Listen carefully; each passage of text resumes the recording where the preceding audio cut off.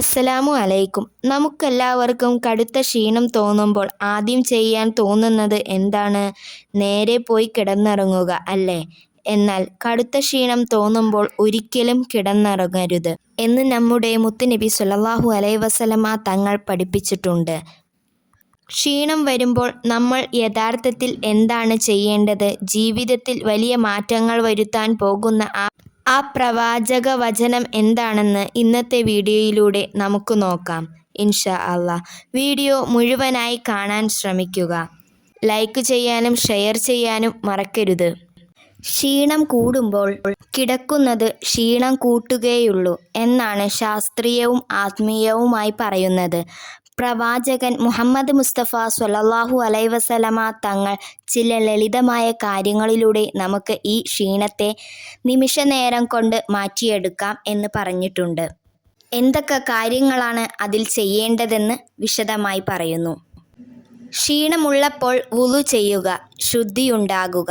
ക്ഷീണമോ ദേഷ്യമോ തോന്നുമ്പോൾ വുളു ചെയ്യുന്നത് മനസ്സിനും ശരീരത്തിനും പെട്ടെന്ന് ഉന്മേഷം നൽകും. തണുത്ത വെള്ളം മുഖത്തും കൈകാലുകളിലും തട്ടുമ്പോൾ ശരീരത്തിലെ രക്തയോട്ടം വർദ്ധിക്കുകയും ക്ഷീണം മാറുകയും ചെയ്യുന്നു. അമിതമായ ജോലിഭാരം കൊണ്ടോ മാനസികമായ വിഷമം കൊണ്ടോ ക്ഷീണം തോന്നുമ്പോൾ ചൊല്ലേണ്ട നിരവധി ദിക്റുകൾ പ്രവാചകൻ പഠിപ്പിച്ചിട്ടുണ്ട്.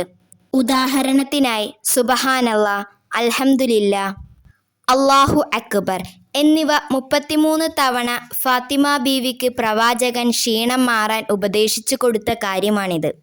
ഇത് മനസ്സിൽ വലിയ ഊർജം നൽകും. ലഘുവായ നടത്തം അല്ലെങ്കിൽ ഇരിപ്പ് മാറ്റുക. കിടക്കുന്നതിന് പകരം ഇരിക്കുന്ന അവസ്ഥയിൽ നിന്ന് എഴുന്നേറ്റ് നിൽക്കുകയോ ചെറിയ രീതിയിൽ നടക്കുകയോ ചെയ്യുന്നത് ശരീരത്തെ കൂടുതൽ ഉഷാറാക്കും. ക്ഷീണം എപ്പോഴും തോന്നിയാലും അപ്പോൾ തന്നെ വുളു എടുക്കുക.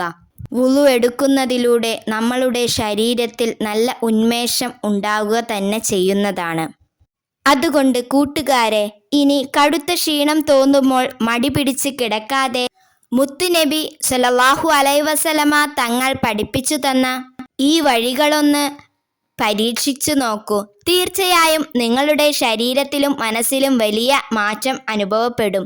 ഈ അറിവ് മറ്റുള്ളവരിലേക്ക് ഷെയർ ചെയ്യാനും വീഡിയോ ലൈക്ക് ചെയ്യാനും മറക്കരുതേ.